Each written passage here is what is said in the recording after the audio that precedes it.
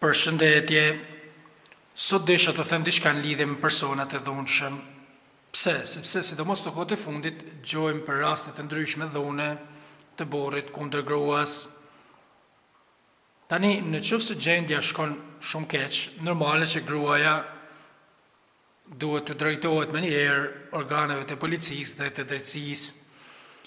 Por unë duhet të them diçka përpara sa gjendja shkoj shumë keq. Do më thënë, unë mendoj se një person i dhunshëm në përgjithësi është një person që nuk pranon kritika dhe nuk pranon kundërshtime.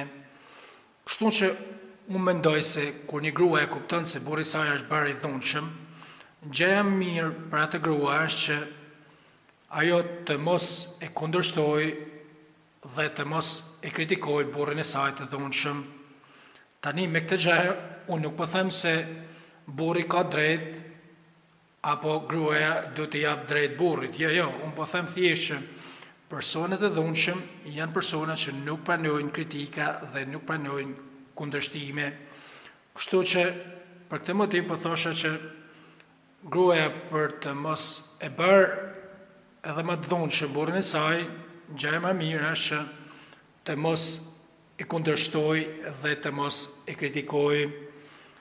Nga ana tjetër, kur gruaja ka vendosur që të ndahet nga burri i saj i dhunshëm, normalisht gjëja më mirë që duhet bëjë është që ta përgatisë ndarjen, domethënë që të krijojë rrethanat e përshtatshme për të ndarë nga ai person i dhunshëm.